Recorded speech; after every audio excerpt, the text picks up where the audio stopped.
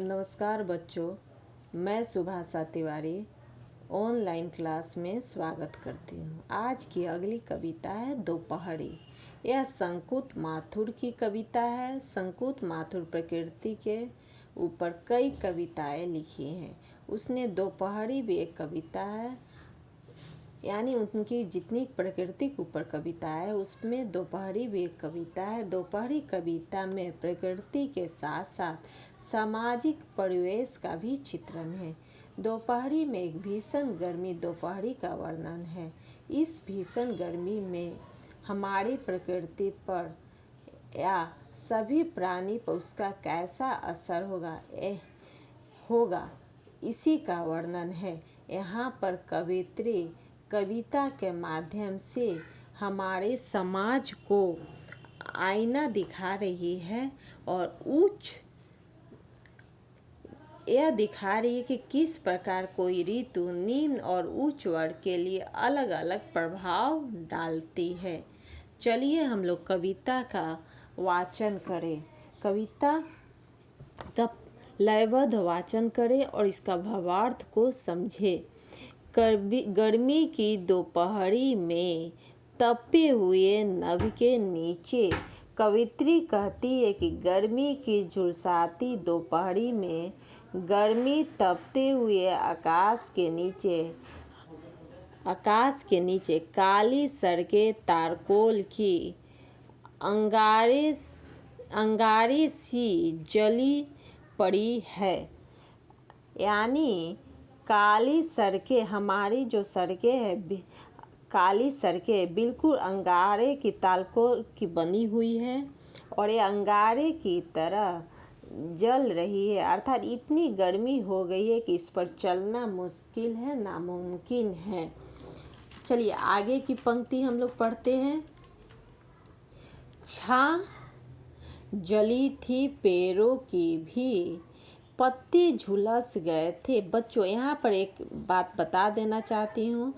काली सड़कें तारकोल की अंगारे सी जल पड़ी है। इसमें कौन सा अलंकार है? इसमें आपका उपमा अलंकार है। जब सा से सी होगा तो उपमा अलंकार होगा। चलिए आगे पढ़ते हैं। छां जली थी पेड़ों की भी, पत्ते झुलस गए। छां जली थी पेड़ों की भी, पत्ते झुलस गए। इस भीषण गर्मी के कारण हमारे हरे भरे पेड़ पौधे झुलस गए हैं, अर्थात उनके पत्ते जल गए हैं। चलिए आगे पढ़ते हैं। नंगे नंगे दिरकाए कंकालों से वृक्ष खड़े थे, हो अकाल के ज्यों अवतार।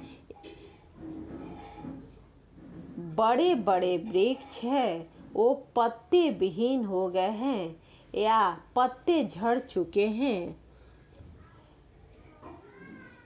भीषण गर्मी के कारण ऐसे लग रहे हैं मानो कंकाल हो। कंकाल यानी जब हमारा शरीर है उसमें मांस नहीं रहेगा तो उसको कंकाल कहेंगे, हड्डी केवल रह जाएगा तो उसे हम कंकाल। उसी प्रकार पेड़ के पत्ते झड़ जाते हैं, शाखाएं सूखी टहनियाँ रह जाता है, उसे कवित्री ने कंकाल कहा। और यह कंकाल देखने से कैसे लग रहा है? देखिए, हो अकाल के ज्यों अवतार। ऐसा लगता है मानो चारों तरफ अकाल की दुर्दशा हो गई है। अर्थात जिस तरह अकाल के कारण अनाज नहीं खाने से मनुष्य के शरीर का जो ढांचा हो जाता है, उसी तरह आज पेड़ का भी वही ढांचा हो गया है। एकदम सिर्फ उसके पत्ते नहीं है, सिर्फ सूखे व टहनियाँ और शाखाएं जो कंकाल की तरह दिखाई दे रहा है। चलिए आगे की पंक्ति। हो एक अकेला टांगा था दूरी पर। अब यहाँ पर कवित्री कहती है एक अकेला टांगा उस भीषण गर्मी में दूरी पर कोचवान की काली सी चाबुक के बल पर वह बढ़ता था। माने तपती हुई अंगारे के समान जलती हुई सड़क पर एक टांगा गुजर रहा है।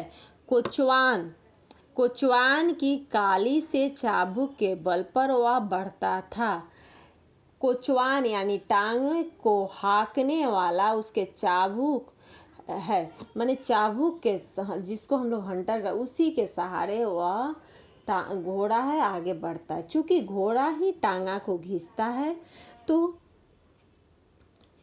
कोचवान के हाथ में चाबुक है और वह कोचवान चाबुक से क्या करता है, देखिए, कोचवान की काली से चाबुक के बल पर वो बढ़ता था। कोचवान की काली घूम घूम जो बल खाती थी, सर्फ सरीखी बेदर्दी से पड़ती थी दुबले घोड़े के गरम पीठ पर।